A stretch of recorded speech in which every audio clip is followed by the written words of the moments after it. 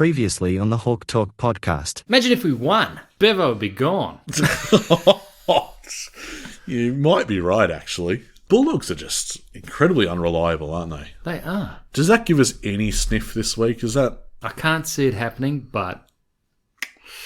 But it'd be funny if it did. Oh, it'd be so funny. It would be so funny. Kel Shadir, this could be a big moment. Opens up the angle. With an angel riding on his right shoulder, puts it through. Weddle turns and goes, eyes off the sticks, sends it for home, sets sail for home. He's been outstanding today and puts one through the sticks. McDonald pummels it towards goal, and it's a major for Connor McDonald. Haldia, this is good, it's straight, it's his second, sets the lead, comes around and kicks the goal. The Hawks win their second win of the year. Yes, an undermanned Hawthorn shocked Bevo's Bulldogs at Marvel Stadium. From Sicily's heroics to Kel Shadir's delightful debut, there were talking points aplenty as the Hawks produced one of the best wins of the Sam Mitchell era. We're back to bask in the win here on the Hawk Talk podcast. Thanks for joining us. My name is Nick Mason, and with me as always is a man who must be thrilled with that result. I was shocked. Absolutely shocked. Weren't you? I mean, I didn't head to Marvel Stadium expecting a win, put it that way. No. And then for an undermanned backline and an undermanned forward line to do what they did to the Dogs, who are hoping to play finals. Yeah, I mean, that's exactly what I wish to highlight, is that they were unbackable favourites. No one tipped us. No one, including us. Well, they would have been right not to, correct? And that's why all of the heat is on Bevo's boys, and including Bevo himself, mostly, this week, because they really should have got the job done, and they did not, and that is, in part, due to the heart of the Hawthorn Football Club to get the result. And it is funny. It is, because I said that in the opener. It is very funny. It definitely is funny, because they're still just talking about the Dogs. They haven't given us much credit, to be honest. They just said the Dogs didn't perform. But our backline was incredible against Jamarra Ugle-Hagan. Could have done better, I suppose. He's obviously without touch. But how he handled Norton with Scrimshaw, incredible stuff. Dino wrote in saying, our leaders stood up this game. Sicily, Moore, Impey was lights out, Gunners was prominent early, and I can't say enough about the dependability of both Scrimmer and Hardwick. Duke looks to have found himself again, and even Daisy chipped in down back in the final term. No questions, just yes. Well, that's exactly what it felt like, didn't it? Even Finn McGuinness had a really good game. The whole team played really well. There were a couple of moments where I thought, they're going to get close and then get done. Any moment in particular that springs to mind that you might have had a little bit of I'll tell you what, James Sicily had a tantrum on field. What about you on social media? I nearly broke the phone. Honestly, you can't... look, Malcolm Blighter's done it, hasn't he? But he mistook the points for goals. But look, it happens. It's all heat of the moment stuff, and that's true for Watson, and it was true for Sicily with his reaction. But it's an absolutely brilliant reaction from Sicily. Oh, well, it's warranted, is it not? In the heat of the moment, the game is on the line. If they deserved the win, and to feel it slip through your fingers as captain, think about Sicily's day to that point. I've busted my ass, and you're going to kick it behind from about 5 metres out. Are you serious right now? He's done his shoulder, he's done his ankle. He missed the handball. People were pretty critical of it. Yeah, he did. But one shoulder's coming off. Now, Sicily, full credit, has owned his reaction in the aftermath, but also full credit to Nick Watson, who is another one of these guys who played his part, because what he did next was sensational. If something goes wrong or you make mistakes, it's all about what you do next, and he handled the next moment brilliantly. Are you worried about his yips in general? Yes, but he's not like a Jetta, is he? Well, not yet. Well, he missed, was it 33, 34 something, in a row? Something absolutely absurd. As many as Luke Bruce kicked in a row, just about. So, look, if you just look at the scoring shots he's had, it's eventually going to click for the guy. He's still so young and so raw, and you can imagine that those early misses are not helping now. No. And how quickly people forget that in the same game, But in the same... he almost kicks goal of the year. Yeah. He's so unlucky for that not to go through. But in the same way, like, just kick it. Yeah, obviously. Yeah. Yeah, I understand. He was even devastated after the song. Like, Oh, he could was. see. Oh, yeah. If you go back and watch the song, listeners, you can see it in his face. He's not happy. No. He's still very much rattled by it. Yeah. Yeah, he is. Because there's this reckoning of, like, that was so close to being on my shoulders that... Yeah. But we got away with it. We got did. away with it. And he was integral. That moment where he tackles Liam Jones having spoilt the marking contest. Yeah. And then it falls... I can't remember who it falls to, but it falls our way. I think it eventually came to Moore, who then put us inside 50. Just one of his, I think it was 8 inside 50s, mind you. You know, with the stature he has, he shouldn't be able to do that. No, and exactly that's right. just pure grit, which was what I thought for the whole day. It was grit in the contest. Mm-hmm. We're down 3 goals inside the first 3 minutes, and then we claw our way back. And still, our accuracy wasn't any better than it has been all year. Correct, yeah. And we managed to win the game. At the start of the game, 4 inside 50s for the Dogs for 3 goals. Yep. Everyone, including myself, was thinking, here we go.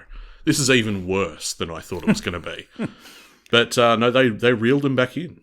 And Tim English in that first few minutes looked fantastic. Yep. And then Meek comes back, matches him, kicks a goal himself. Mm-hmm. He's, what would you say? He's a charismatic leader. He's there in the clinches with the others. I don't think he beat English on the day, but he certainly nullified him. Yeah, no, he worked his way back into the contest, which is what you need. And English is one of the premier ruckmen in the league.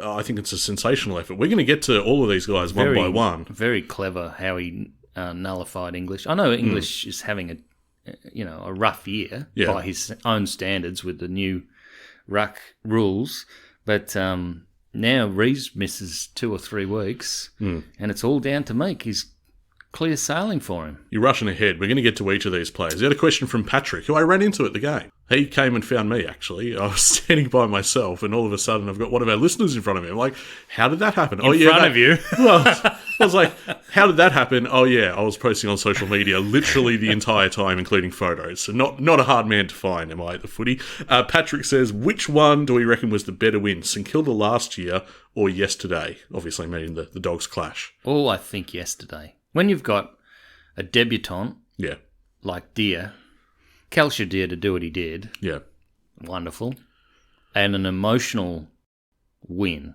Mm-hmm. I know Gunston was frustrating with his shots at goal. Mm-hmm. 2 goals, 4, I think. Yeah, but his celebration with Deer was magnificent. Mm-hmm. And then one of our forwards got a free kick and actually kicked the goal. That was Meek, wasn't it? No, that's Kelcher Deer again. Oh, in the last that's quarter, true. under pressure.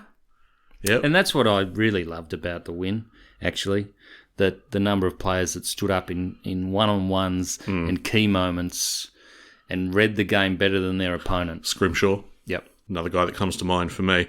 I think the Bulldogs win was better. St Kilda's, it had an epic, very theatrical finish, but the Bulldogs win was quite something. I mean, the stories heading into that game, the stories that played out throughout the game, bit of a throwback to 2016, Tiz. God, yeah. I mean, he's done the Dogs again.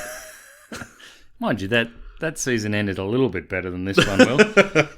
I remember that like it was yesterday. That was an amazing goal, that. Because he sort of announced himself that game, didn't he? He did. Was I remember. That round 2 or something? I think it was. I was heading back from Geelong. I was in my ex's car listening to that on the radio. So I've got a very specific memory of not being there, but carrying on like a lunatic on the way back in the car. Brilliant. 20 touches, 9 marks, and a goal for James Sicily. Yeah, and it wasn't just that. It was his presence of mind to go to Sam and involve Hardwick in a discussion about, look, I'm not going to be that effective behind the ball and I don't want to cost us the game. Yes. So would Hardwick be okay? I think Scrimmer and Frost are doing really well. Mm-hmm. And Frost was very good, wasn't he? It was, yet again. Yeah. Because we've got to call him out, because we've called him out in the past for so many bad things. It has to be proportionate, is what you say. And then they swap. Hardwick goes back, and then Sicily plays. Yeah. He's a natural forward, of course. But, Yeah, just even the strength to beat Buku Kamas to take that mark. Mm-hmm. I think that was with his injured shoulder. Potentially. I need to look back at it. But bloody awful fall to do the shoulder in the first place. Yeah. I mean, people were worried at the time whether it was going to be a season-ending injury, let alone a game-ending injury. Yeah, absolutely. So, anyway, we heard from Tyson. Sicily proved why he's captain material this week, battered, bruised, and still willing to bleed for the brown and gold, and doing what's required. You mentioned the three-quarter time move. Yep. I mean, that is just, how can I serve the team? If I go and try to be a hero here, it's going to hurt the team.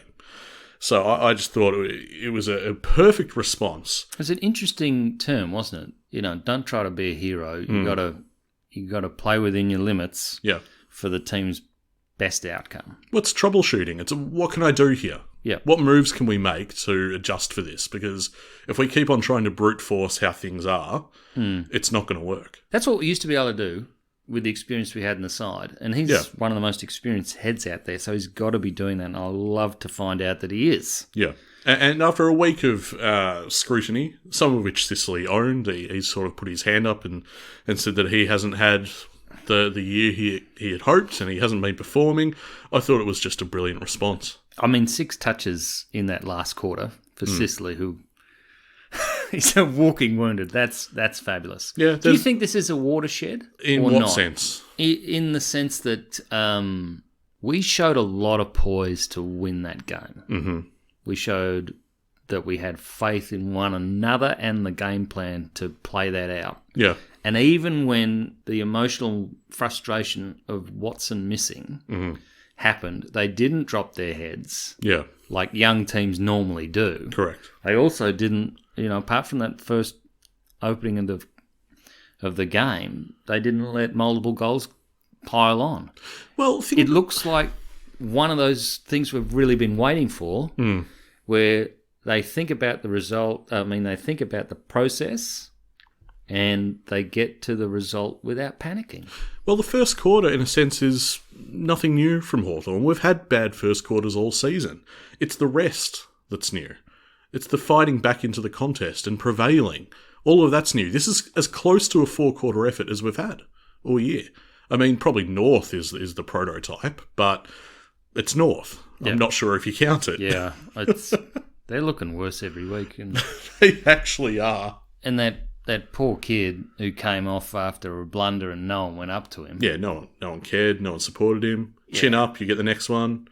Buckley sort of pinpointed that and said that's not good enough at an AFL level. That made me feel pretty good because I actually watched that in real time. And you thought the same? I thought the same thing. Yeah. I was like, no, why this? You got to have feeling for the. I don't know who this kid people is. Around you. Yeah. I don't know who he is, but he looks about 12. Yep. I'm going to say this might be his first game. I don't know anything about North Melbourne's list.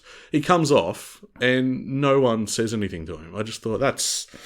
You see, even though Sicily had that tantrum, he still told Watson to keep his head in the game, and all that those things happen. Saul wonders, should we keep Sicily in the forward line? The back line played better without him. Do you actually think that he plays this week? I think it's touch and go. I'm not sure that he does. Yeah. And that worries me because, as you know, I'm headed down to Tassie hoping for a win. Hey, mate, you've seen your win now. Last week, you're going, when am I going to see a win? And it's immediate. Yeah, I've seen one live now. I've got my one. That's what you're saying. You're a brave man, Saul, to pose the question, should we keep Sicily in the forward line? No. I am shocked, bewildered it came off as well as it did. I mean, the Bulldogs have all the firepower in the world to exploit that, and yet they did not. I don't know what to say about the Bulldogs other than they were so desperate to win that I feel like I don't want to put the doc in the box, but Liberatore, how he got hit by Amon, and now he's, out indefinitely. Yeah, it looks bad. And how he was just ushered back onto the field. There should be some. But see, doesn't it feel, am I being weird about this? Or Sicily does his shoulder and an ankle, and he's the hero. Yeah. Right?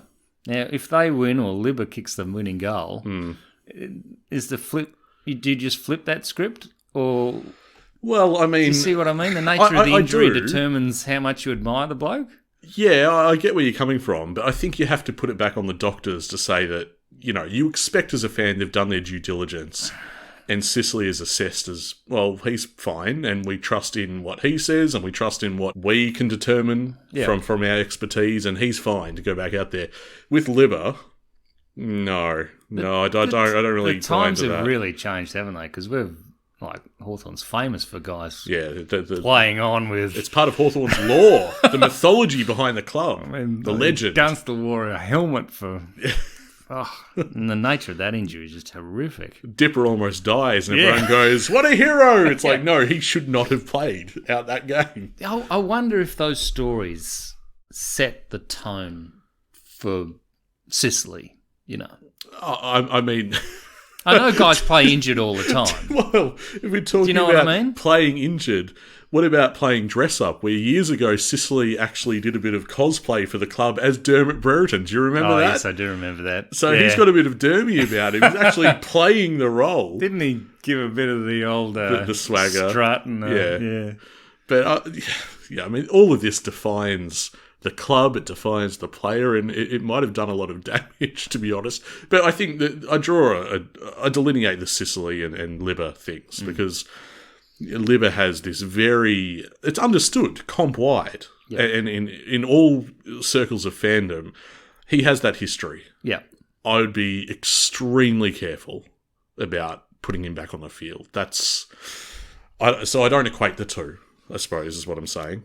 Now, what did you think about... Hold on, you dodged the question. Oh, what was the question? You playing Sicily forward again, or what? Oh, if he's injured, yeah.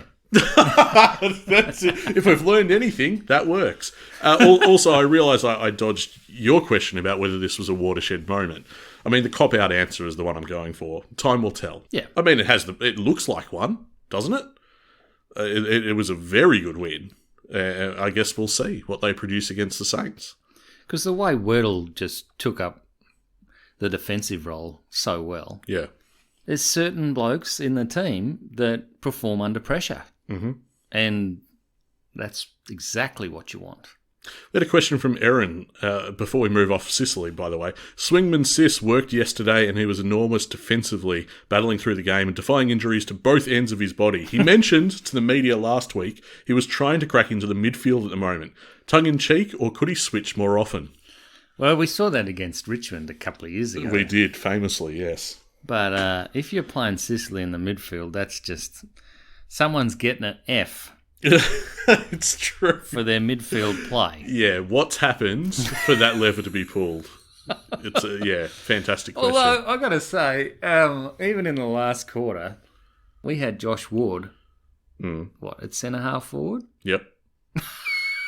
That happened. So that's not that unusual. Oh, come on. We play midfielders there, exactly there. I feel for Wardy because he's never in the role he wants. No, it's true. Wing, half-back flank. Go to centre-half forward. You'll be fine. Have an impact there. He's like, okay, What about Bontempelli's looking like he's going to rip the game away from us and we send Connor Nash to him? Well, he's come in for a bit of stick, Connor. But I don't know I don't know if it's been deserved lately. 15 contested. Yeah, not a lot of metres gained, but But 15 contested, second only to Treloar and Bont. Yeah, and I think he's definitely the highest pressure points on the ground. Yes, he is. Well, there you 71. The next closest is 60 from Bontempelli himself. So Sam Mitchell likes his work. He sung his praises in the presser, so that should say it all.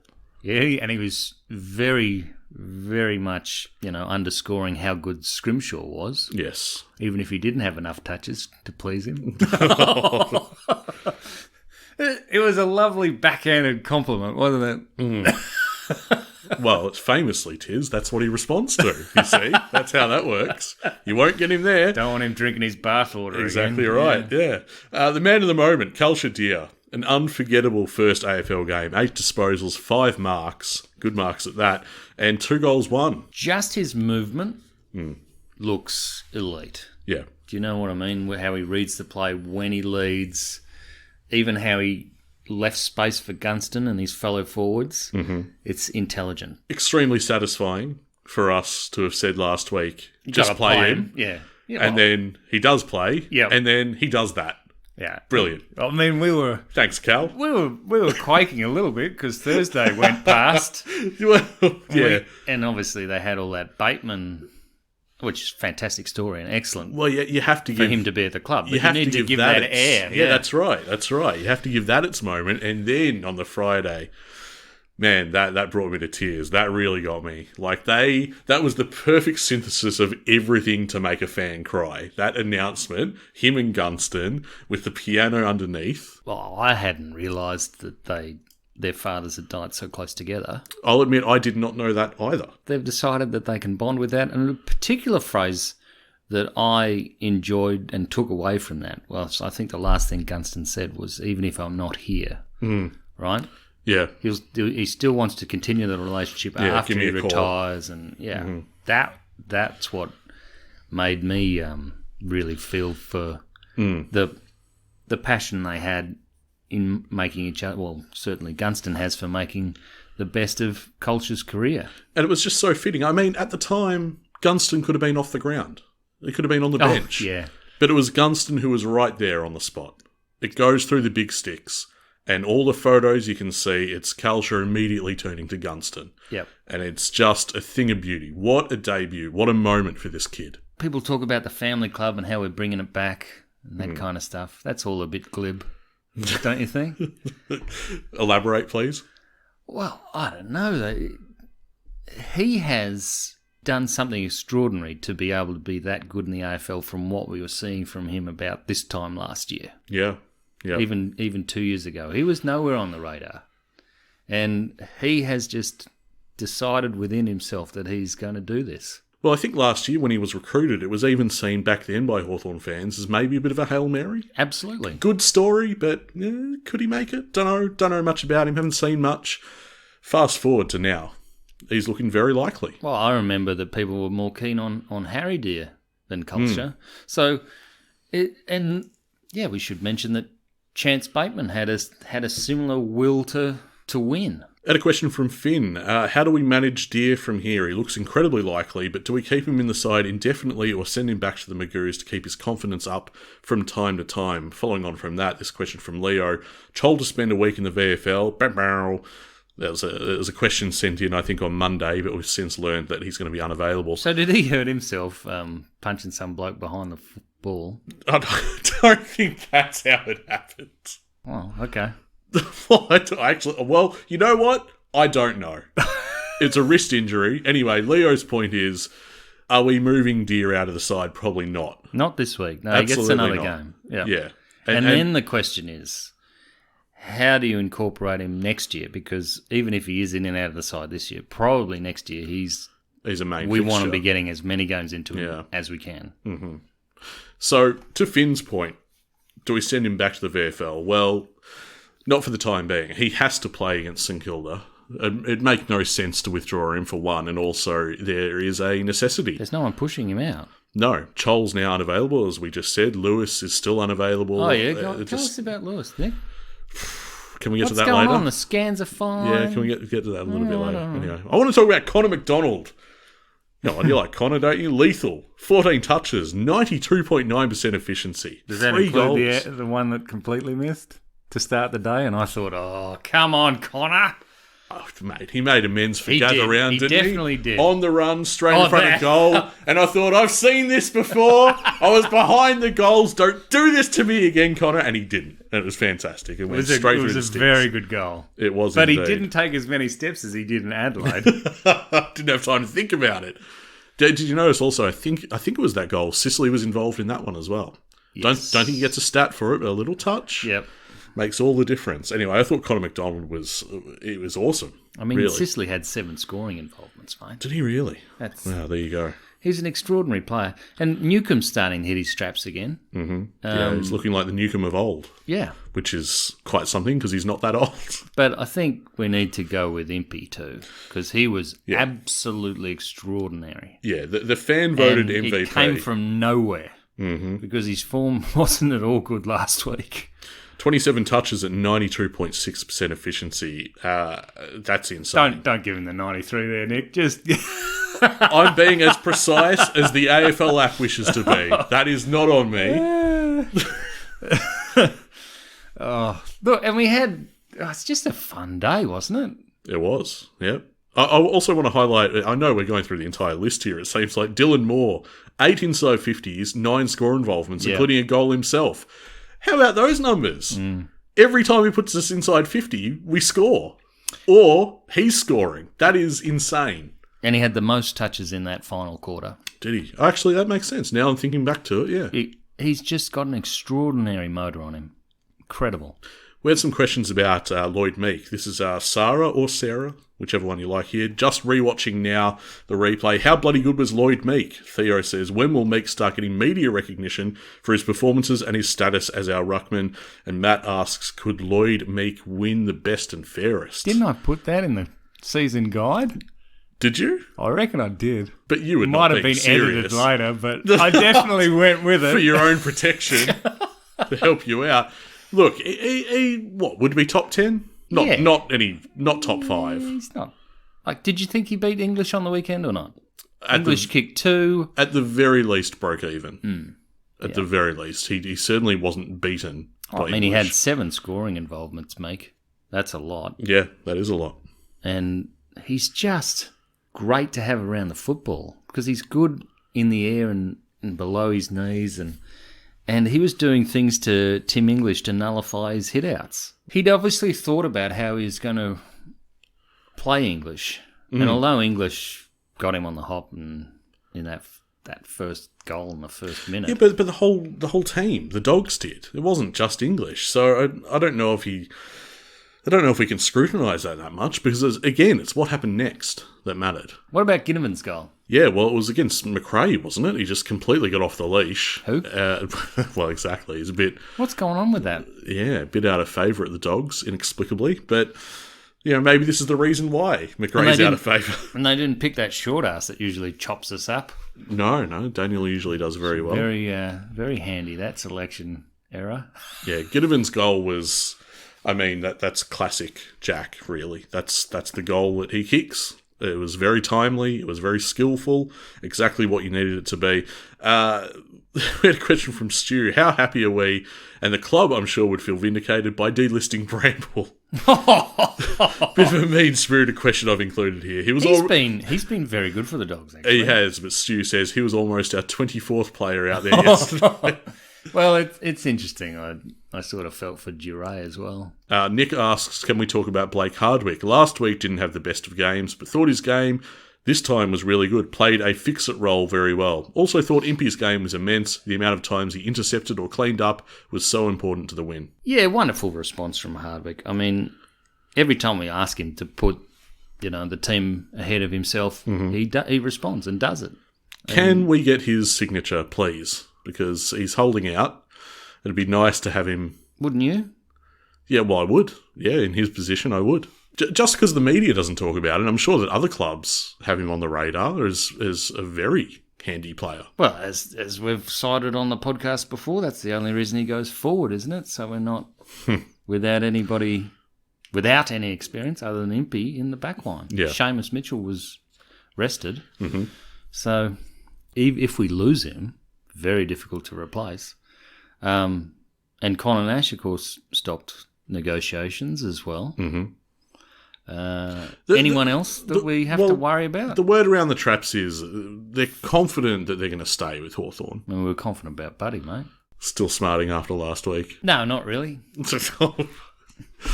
Yep, not detecting any sour grapes there. I mean, you can't listen to the scuttlebutt. If he's got a big offer at a club that's going to be playing finals or maybe a premiership, Hardwick, you couldn't begrudge him, could you? He's given us so much great service. So you want to talk about Weddle? I know you wanted to talk about Weddle. That goal. And just the uproar that created. Because he just waltzed into the 50.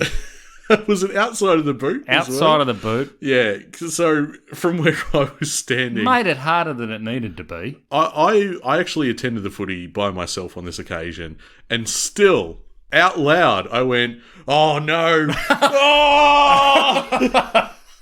I think a lot of people did that. The carry on from me without any company around was something else. Mind you, I have to tell you a bit, because I flagged this, I have to tell you a bit about the Bulldog supporters that rocked up. Yeah, you wouldn't shut up and you wouldn't give me any details about these guys. Okay, so the odd thing about that Twilight game was in the area in which I was standing, there seemed to be just a revolving door of supporters. It's really odd, because when you go to the footy, okay, do you just decide on a place to watch it from and then you're there for the day? Yeah. Yeah, same here. That's most people, isn't it? Unless Dunstall's playing. And then No, that's right. That's what you'd follow him for end to end. But that makes sense. There's a rationale behind it. I mean, the whole day. What were they doing? Musical chairs or something? I just had different people next to me the entire day. Just swanning in and out. A quarter here, a quarter. It just, okay, sure. Anyway, the people I had with me for the last quarter. Yeah. It's a mother and a daughter. Passionate Dogs fans. Not the sharpest tools in the shed. At one stage, where it's getting really, really tight. I think it was when Connor McDonald kicked that goal we talked about before. Yeah. The ball's coming back to the centre, and they're talking about this goal, and they're looking at the screen, and the daughter's like, "Oh my God, did he just kick that again?" And the mother's like, "No, that's a replay of what just happened." That actually broke my brain a little bit, and still is. Is that the first time you've heard that? Okay, so the thing that's on the TV, this person thought was happening also in real time on the field, when it clearly was not. So, oh my God, it's happening again. It's like, no, look at the field. The ball's going back to it's a replay. I'm still bewildered by it. The other thing... Also, it's a lot slower. That's right. The other thing I need to mention about this pair, and it's a classic mother and daughter thing, where, you know, as kids emulate their parents. They just do. They take on characteristics and affectations and verbal quirks and so on and so forth. The only thing that this mother knew how to say in support of the Western Bulldogs was, "Come on! Come on! Come on!" And then I had them both doing it. That's all they would say. Better than that bloke you have near you usually that just yells out, "Kick it." Oh, yeah. Kick it! No, not there. That's just wonderful to turn up and listen to that bloke. Just kick it! It's like, no, that's not... There's a strategy. Come on.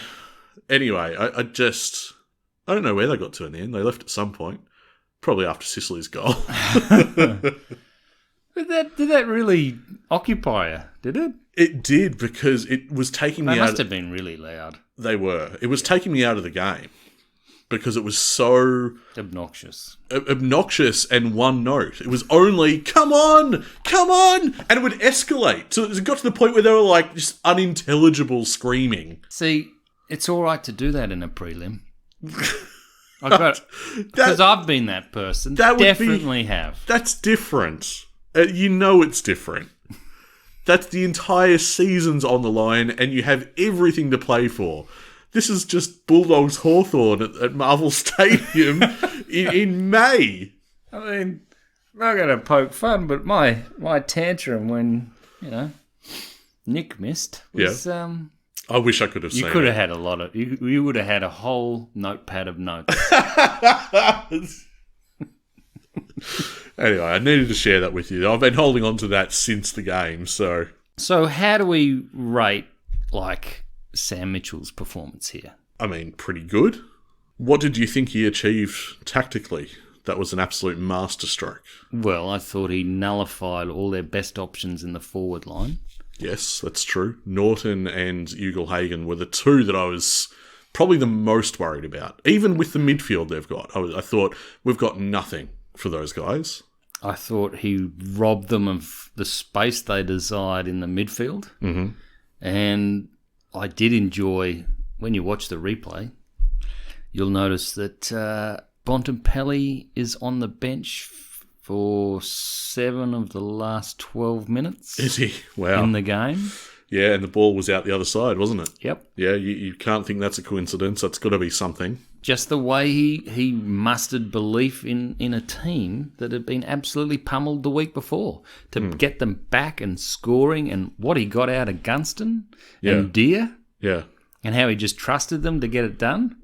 Oh, there's a there's a few big ticks for Sammy giving blokes roles and just trusting them to get them done. And under pressure, they did. We had a question from Kim. To the Hawk Doomsayers, we aren't that bad. Very, very close to 4 wins, 4 losses for the season. Pies, Bombers losses probably should have been wins. Discuss. Well, Kim, one of my favourite stats to see on the weekend was the ladder if expected scores actually resulted. Yeah, if that told the story, yeah. I think Essendon dropped 11 places to be below us on the ladder, which I am just salivating for them to make finals. To crumble under the pressure.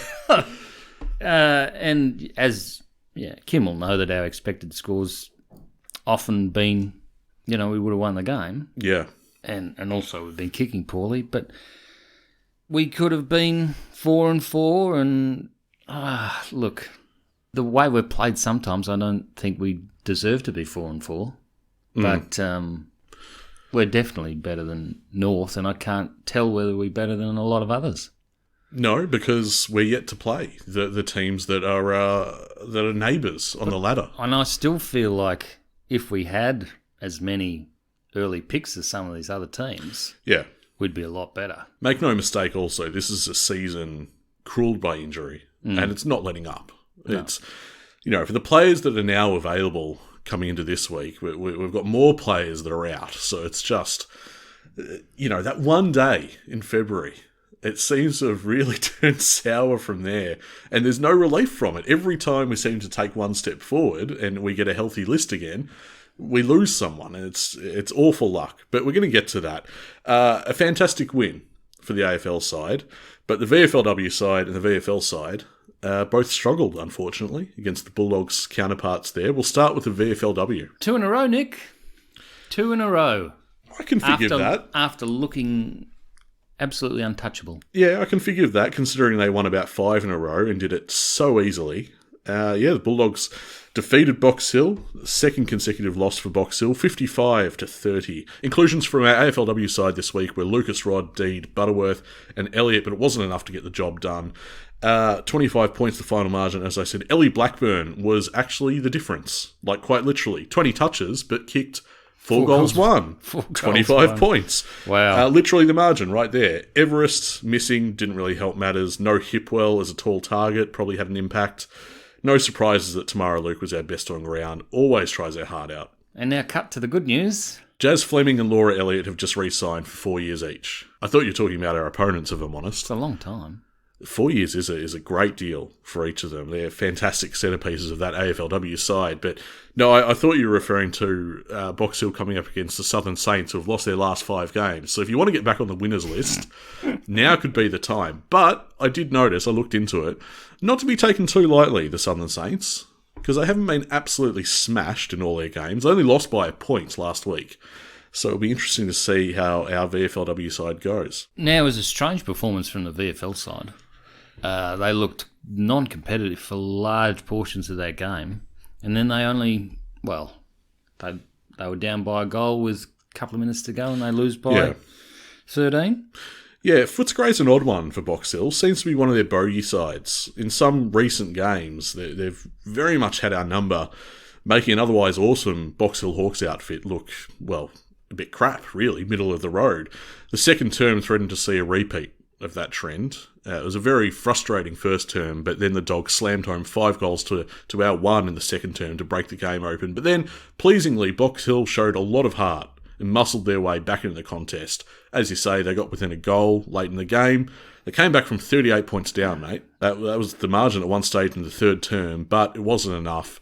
Footscray sealed the deal. 13 points, the final margin. Callum Brown, that was an incredible game from him. It was, yeah. With the mid-season draft approaching, 2 goals, 35 touches. Yeah, talk about putting your hand up. Like he just led all day. Chad Wingard looked all right. He'll be back in a couple of weeks, you'd assume? Yeah, I think so. Yeah, he's proving himself. He's coming back into full fitness. Fantastic to see. Max Hall was among the best again. 31 touches for him. Sarong actually got MVP honours from the social media guy. Wow. Yep, 22 touches for him. Kavara in his game back gets a goal. It's very, very even effort. Henry Hustwaite was okay. O'Sullivan kicked a goal. Ethan Phillips overlooked yet again. Yep, but amassed another 20 touches. Yeah, 15 marks if you don't mind. So again, he's in the teens for marks. I wonder what's the hold up. I said this last week, and then Sicily does his shoulder. I'm like, are we happy now? Are we content to leave him in the VFL, or do we want to play him? Do we wish we had selected him this week? That was a fascinating moment because you're like, oh, well, we'll just bring Watson on like for like. It's just anyway. What is the hold up? Play him. I mean, look, if Sicily's unavailable this week, is now the time? Ethan Phillips for a debut in Tassie? I mean, I've seen people online saying, well, it's actually probably Sarong that's in the frame then, rather than Phillips. I can see the argument there, but it'll be interesting at selection this week. Anyway, with this loss, Box Hill slipped to 4th on the ladder. It's not too bad, but took a bit of a hit there. Next, we take on Sandringham out at Wonthaggi, of all places. We did that last year too. Yeah, a bit of a deal there. So Sunday, 2:05pm for Box Hill taking on Sandringham. Anyway, mate, we've been talking about it all episode here and there. We need to talk about the game in Tassie against the Saints. Hawthorn versus St Kilda at UTAS, Saturday, 1:45pm. To look at the ins and outs, we first need to consider the injury list. And also, you'll be on the flight with the boys. Is that right? You're taking Virgin down. I am taking Virgin down. Don't love that turn of phrase, but anyway. Well, thank Richard Branson. Yeah, you'll be able to tell us who's travelling. I hope so, yeah. If I have any intel, obviously you'll see it on the social media. But as of now, the injury list that's been released by the club, CJ is available again. And hopefully it stays that way. Yeah. So he didn't line up for Box Hill 2 weeks ago, is it now? Yeah, that's right, yeah. And, he's pulled from the lineup. Certainly needs a game. DGB is also available. Yeah, he's got his toe in. Oh, jeez. It must be a very frustrating injury to do a toe. Absolutely, and you'd expect he comes back via Box Hill, but fantastic to see that he's available again. Luke Bruce is also coming back via Box Hill, is he, Nick? No, I'd assume that Bruce comes straight back into this side. Who we switch out, I'm not sure. Yeah, Cooper Stevens. Second week running, he's a test for his Achilles. Yeah. Ned Reeves has a hand injury sustained in the final quarter for Box Hill. He'll be 1 to 2 weeks away now. Henry Hustwaite, unfortunately. Copped the knock. Yeah, concussion. Mitch Lewis is 1 to 2 weeks. How is it 1 to 2 weeks? I'm sure he is. Come on, Tiz. He's 1 to 2 weeks away. He'll be fine. He'll be back in a fortnight. Why don't they just... I'm sure. Why don't they just put Grant Birchall back on the list? Last week, I don't know if you remember this, last podcast, he was definitely TBC. Yeah. So he went from 1 to 2. Oh, is this an improvement? Well, I'm saying he went from 1 to 2 to TBC. Now he's back to 1 to 2. And I don't hold any confidence in that. I'm not buying it for 1 second. So there's nothing wrong with the scans. Mm-hmm. There's just something wrong with the knee. That's what he's described. Whatever the case is, he's about to miss well over a month. Yeah. I think all of this started to come to light April 2nd. Is that what we said last week? I seem to recall that. And now, by the end of the weekend, I think that'll be, May 12th or 13th? Yeah, but if they're unclear on what's wrong with it... Oh, it's a deep concern, isn't it? He might need other surgery. I don't know. Mabior Chol, 1 to 2 weeks with his wrist. And then I love this. James Sicily, shoulder/ankle. That's right. And he's a TBC, and fair enough. I imagine he doesn't play. McKay with his back is still 5 to 7. James Blank season. Butler season. Yep. So the mid-season draft, we've got 2 spots. And it'll be up between, if they're elevating anyone from Box Hill, it's between Kel Brown and Max Hall. I would say that they're certainly in the frame, but I think if you ask most Hawthorn fans, they'd be wondering about key position stocks, but I'm just not sure. I'm thinking about Box Hill.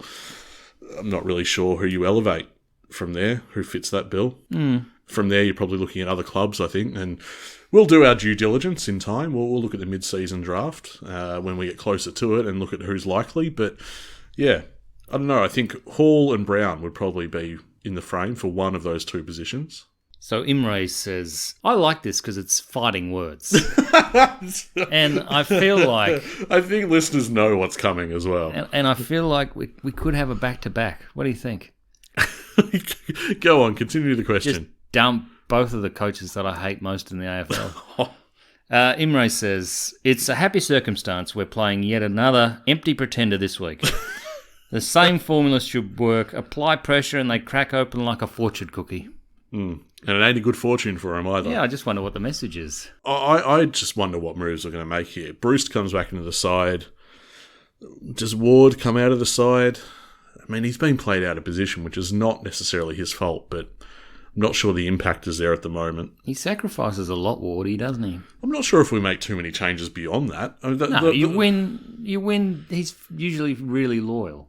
Sammy? Well, the forward line sort of just is what it is for the time being. With no Chol and no Lewis to pick, Kelsher, who earned a game anyway, he stays in the side. Gunston's still there. You have to add Bruce somehow.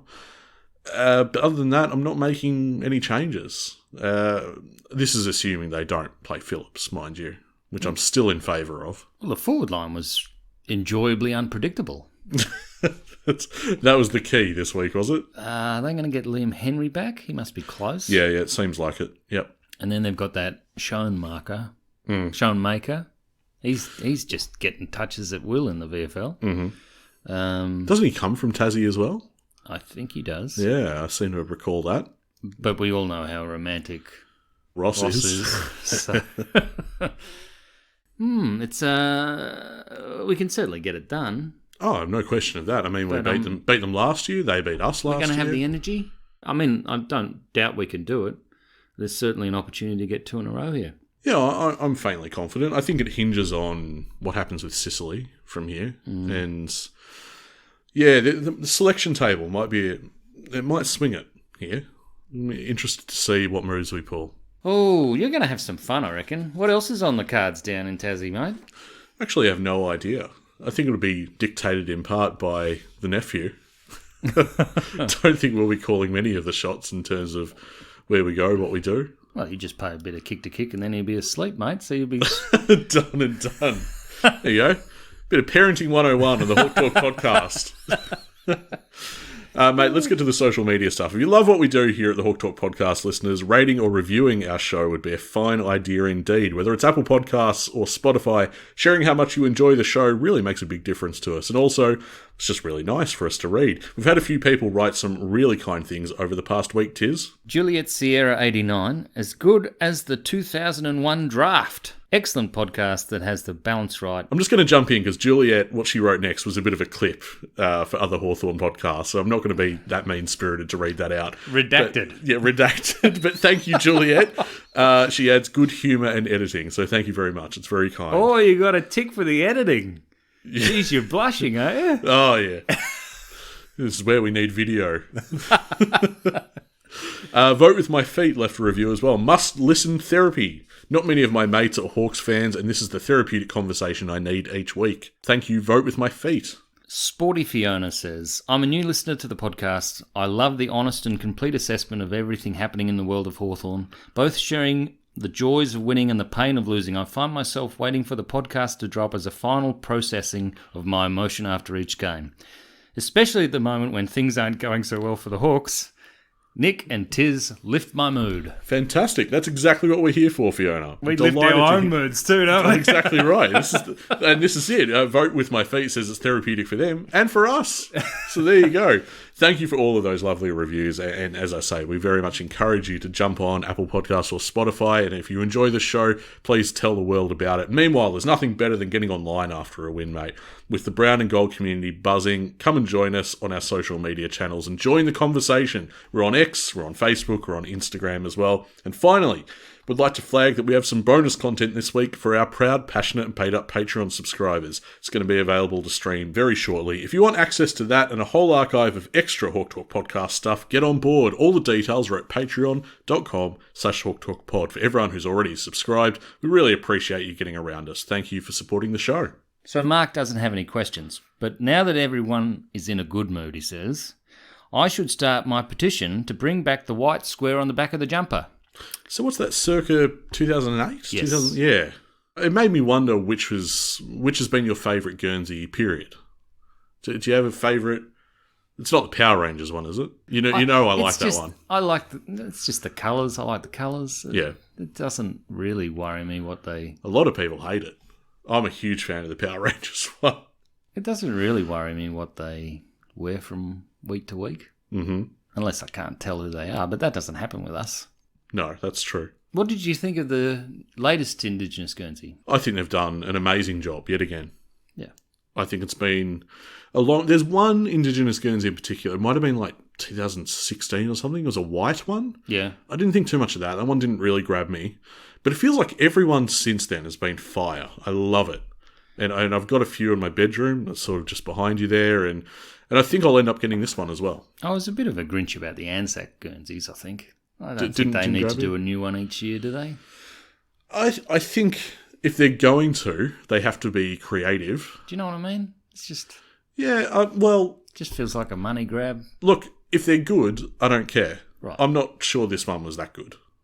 And that was disappointing. So if you're going to do it, be creative, be innovative about it. And I think that's exactly what's happened with the Indigenous Guernsey. The trouble for me is which one to pick. We've got a home Guernsey and an away, and they're both sensational. So they're going to be worn for Sir Doug Nicholls rounds. That's round 10 against Port Adelaide, and round 11, the game at Marvel Stadium against Brisbane, which, mate, we're Marvel specialists. Don't even worry about it. We'll get the job done. Yes, I did get a message at the end of the game. Make Marvel our home ground.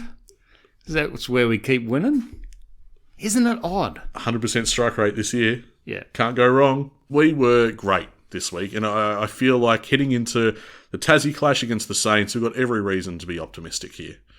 Like, those were really good signs. I think selection is going to be a huge component of our chances to win here, but I don't know.